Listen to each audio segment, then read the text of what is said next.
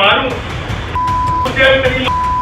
अगवा बहन के नॉन वेज खाने आए हो यहाँ पे पब्लिक को तुर्कियों बना कोई क्या एक रहे हो नहीं एक रहे हो एक दाढ़ी अभी नोट लूंगा मैं अरे सर दिखा तो रहे हैं सरकारी अस्पताल में कल नहीं चल रहा है, पानी नहीं है सर, तो दिखाई रहे पानी तक का व्यवस्था नहीं है वहाँ पे।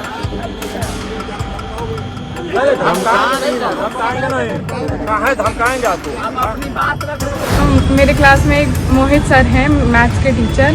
उन्होंने मुझे मेरे बैक पर टच किया था और बहुत ज़्यादा मतलब पास में आकर बात करते हैं, दूर से नहीं करते हैं। और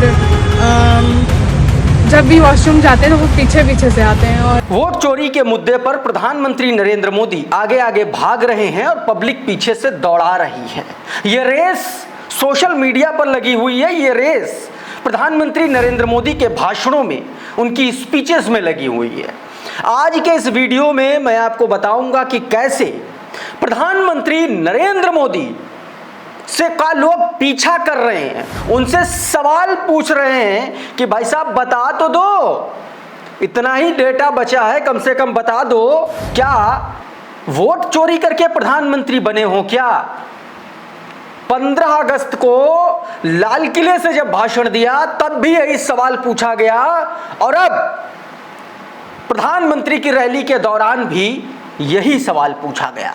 लोग सवाल पूछ रहे हैं मोदी जी से, उनके लाइव में, उनके कमेंट बॉक्स में आकर के, और मोदी जी और भारतीय जनता पार्टी के नेताओं में के मुंह में दही जमी हुई है। सबसे पहले मैं आपको बिना देर किए यह खबर दिखाता हूं। ये देखिए जरा, ये प्रधानमंत्री नरेंद्र मोदी के भाषण का एक स्क्रीनशॉट है और उसके नीचे लोग किस तरीके से सवाल पूछ रहे हैं वो देखिए। ये अनिल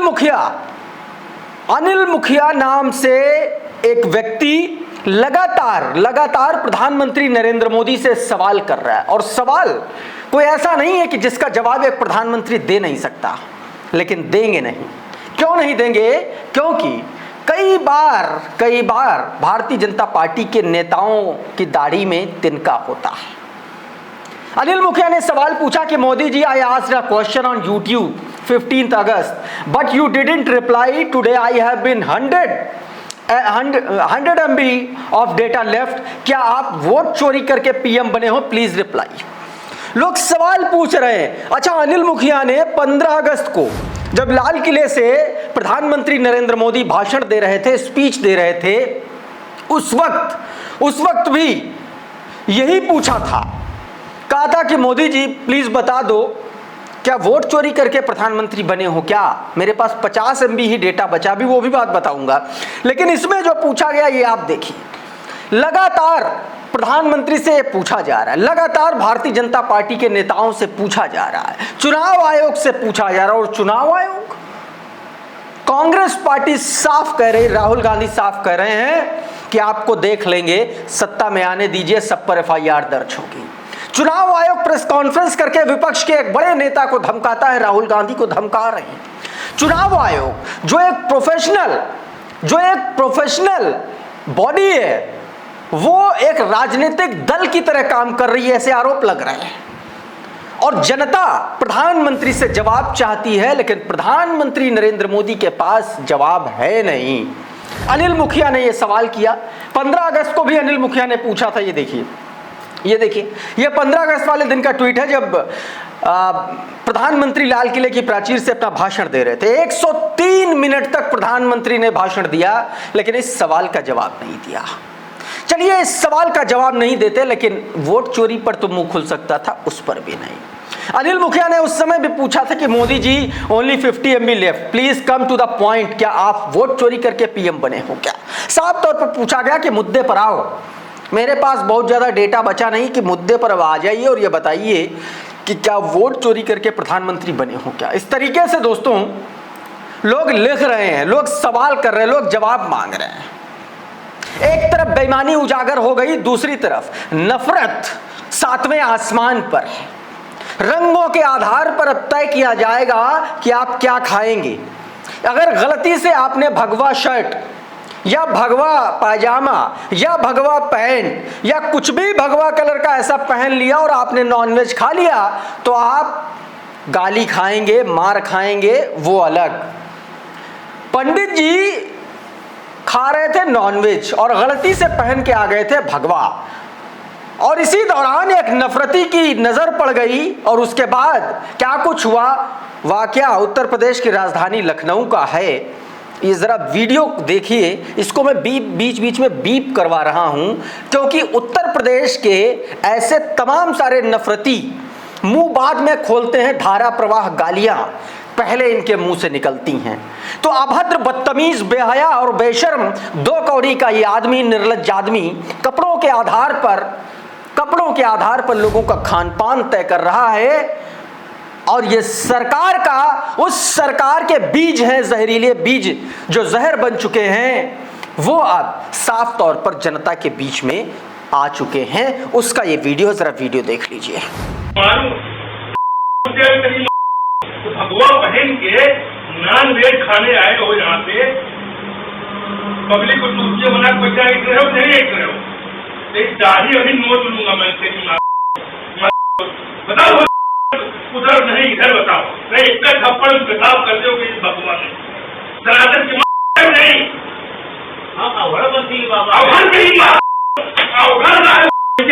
तुम्हारी माँ।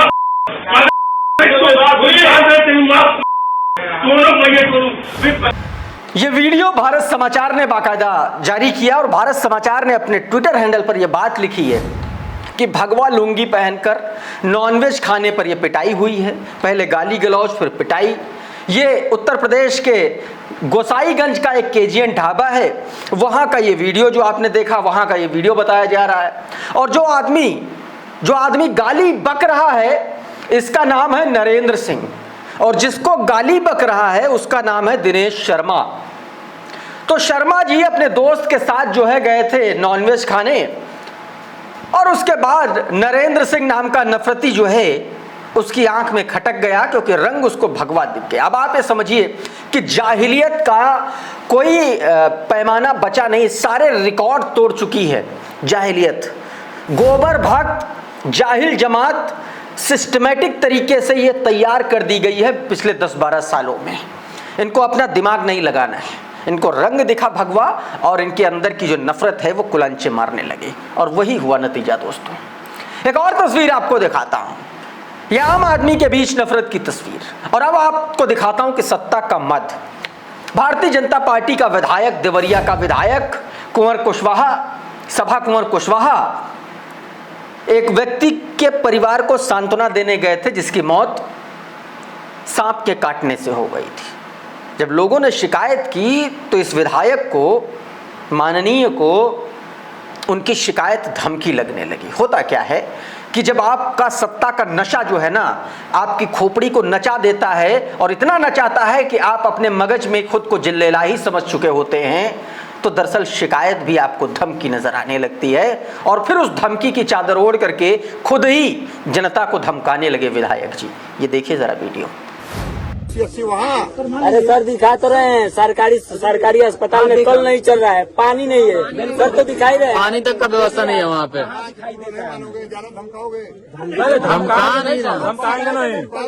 धमकाएंगे आपको, हम अपनी बात रख रहे हैं तो धमकी लग रहा है आपको। कभी गया हमारे पास शिकायत करना। तो इस तरीके से दोस्तों विधायक जी ने ये काम किया। भाटपार रानी का ये विधायक हैं, देवरिया की एक विधानसभा सीट है, सभा कुंवर इनका नाम है। उधर उत्तर प्रदेश में जो दावा किया जाता है ना कि महिलाएं सुरक्षित हैं, बेटियां सुरक्षित हैं, गुंडे माफिया भाग गए, दरअसल न मम्मियां सुरक्षित हैं न बेटियां सुरक्षित हैं। और ये बात मैं इसलिए कह रहा हूं क्योंकि उत्तर प्रदेश की राजधानी लखनऊ का एक बड़ा स्कूल, सेंट जोसेफ, बड़ा स्कूल, महंगा स्कूल, वहाँ का एक शिक्षक एक मुस्लिम छात्रा को छेड़ता है, उसे बैड टच करता है, और जब घर वाले प्रोटेस्ट करते, प्रदर्शन करते हैं, तो कॉलेज और स्कूल प्रशासन गुंडई पर आमादा हो जाता है। उस छात्रा का चेहरा मैं ब्लर कर रहा हूँ और उसके पिता का भी चेहरा ब्लर कर रहा हूँ। आप ये वीडियो जरा देखिएगा कि क्या स्थिति हो गई है, कहीं और की नहीं, उत्तर प्रदेश की राजधानी लखनऊ की। ये राजधानी लखनऊ के बालागंज इलाके का मामला है, देखिए सर। मेरे क्लास में एक मोहित सर हैं, मैथ्स के टीचर। उन्होंने मुझे मेरे बैक पर टच किया था और बहुत ज़्यादा मतलब पास में आकर बात करते हैं, दूर से नहीं करते हैं। और जब भी वॉशरूम जाते हैं तो वो पीछे पीछे से आते हैं। और वारदात ये है कि मेरी बेटी को आज हम लेने आए यहाँ पे स्कूल में, तो हम बहुत देर खड़े रहे तो वो आई नहीं। तो मैंने टीचरों से पूछा तो टीचर लोग वो कह रहे हैं मुझे नहीं मालूम, वो कह रहे मुझे नहीं मालूम, वो कह रहे मुझे नहीं मालूम। इस तरीके से ये चीज़ें उत्तर प्रदेश में चल रही है। बात थी छात्राओं की, अब बात करता हूँ मम्मियों की। स्कूल में छात्राएं छेड़ी जा रही हैं और रास्ते में जिन छात्राओं को, जिन बच्चियों को छोड़ने पेरेंट्स जाते हैं, उनकी मम्मियाँ जाती हैं, उनसे छेड़छाड़ करते हैं शोहदे।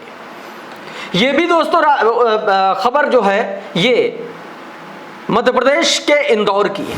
इंदौर में वहाँ भी भारतीय जनता पार्टी की सरकार है। इंदौर में अपने बच्चों को छोड़ करके, स्कूल छोड़ करके माँ आ रही थी और उससे रास्ते में छेड़छाड़ की गई। शोहदे ने छेड़छाड़ की और बाकायदा उसकी छेड़छाड़ का सीसीटीवी फुटेज भी सामने आया है।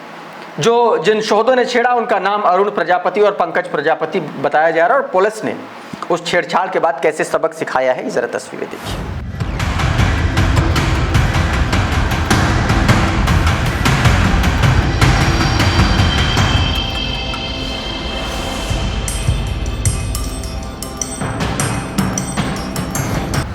तो इस तरीके से दोस्तों एक महिला को ऊपर वाले वीडियो में आप देख रहे होंगे कि कैसे इन शोहदों ने छेड़छाड़ की और नीचे आप देखें कि किस तरीके से इन शोहदों का पुलिस ने इलाज किया। उधर वोट चोरी के मुद्दे पर, वोटर आईडी के मुद्दे पर चुनाव आयोग ने प्रेस कॉन्फ्रेंस की।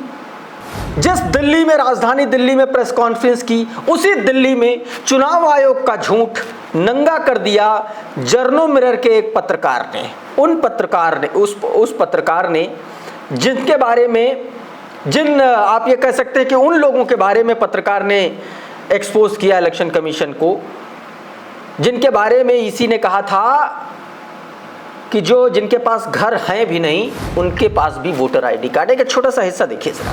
हमारे पास वोटिंग कार्ड नहीं है, हमारे पास पहचान पत्र नहीं है, वोटर आईडी कार्ड ही नहीं है।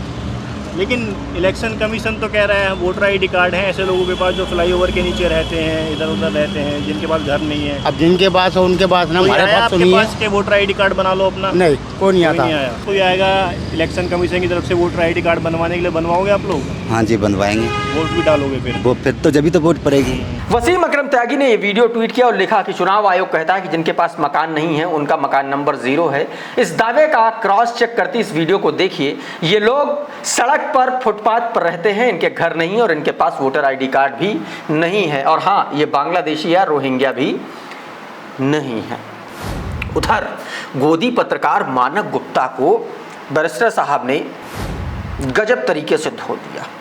ऐसा फंसाया जिसके बाद से मुंह नहीं खुला मानक गुप्ता का। मानक गुप्ता सन्नाटा साध गए। दरअसल हुआ ये कि आज़ाद भारत के पहले आतंकवादी का जिक्र होने लगा और मानक गुप्ता वहीं पर बिलबिला उठे कि आखिरकार आतंकवादी क्यों कहा जा रहा है, हत्यारा क्यों नहीं कहा जा रहा है। ओवैसी साहब ने कहा कि नहीं, वो हत्यारा है, ये कानून कहता है। ये बात हो रही थी नाथूराम गोडसे के बारे में, देखिए जरा। नाथूराम गोडसे हिंदुस्तान का, आजाद हिंदुस्तान का सबसे पहला टेररिस्ट। हाँ, गांधी को मारने वाले को आप देशभक्त बोलेंगे, टेररिस्ट बोलेंगे ना, हत्यारा भी कह सकते हैं। नहीं, टेररिस्ट बोलेंगे। अगर बंदूक उठाएगा कोई भी तो टेररिस्ट है। जो कोई बंदूक उठाएगा वो टेररिस्ट है। जो बंदूक देश में उठाएगा वो टेररिस्ट है। बिल्कुल, आप जो बंदूक उठाएगा वो टेररिस्ट है। वो तो लॉ कहता है ना, आप और हम कहने की जरूरत नहीं। तो दोस्तों इस तरीके से असदुद्दीन ओवैसी ने भरे मंच पर न्यूज़ 24 के पत्रकार को एक्सपोज कर दिया। अब एक तस्वीर आपको उत्तर प्रदेश के बरेली से दिखा देते हैं। ऐसे लोगों की तस्वीर जिनके पास अभी भी अपना मगज है, जो आज की तारीख में भी दिमाग से काम लेते हैं। बरेली का आदित्य उपाध्याय उर्फ चुन्नू पंडित, उसने एक वीडियो जारी किया मुसलमानों के बारे में। ये आपको और उन सब नफरती चिंटुओं को देखना चाहिए जिनको लगता है कि मुसलमान जो है किसी दूसरी दुनिया के आदमी। ये देखिए। लो मित्रों, मैं आपका दोस्त आदित्य उपाध्याय और चन्नू पंडित यहाँ बरेली की एक मशहूर चाय की दुकान पर बैठा हूँ और कहना चाहता हूँ, मैं यहाँ पे यार अकेला हिंदू हूँ। यहाँ कोई मेरे अलावा कोई हिंदू नहीं है, सब मुसलमान ही है और ये सब मेरे दोस्त हैं, मेरे बचपन के साथी हैं, मित्र हैं। और यार मुझे मुसलमानों से कोई खतरा नहीं है। आजकल कुछ राजनीतिक पार्टियां मुसलमानों के नाम पर हिंदुओं को भड़काकर उनके वोट के चक्कर में ये अफवाह फैला रही है कि मुसलमानों से खतरा है। तो भाई मैं तो बचपन से मुसलमानों के साथ हूँ, सब मुसलमान हैं यहाँ, इन्हीं के साथ बैठा हूँ, चाय पी रहा हूँ, चाय की चुस्कियाँ ले रहा हूँ और लगभग रोज आता हूँ। दोस्तों इस वीडियो में फिलहाल इतना ही। बहुत बहुत शुक्रिया, बहुत बहुत धन्यवाद। आप जुड़े रहिए द लाइव टीवी के साथ। नमस्कार। द लाइव टीवी, सच सबसे आगे।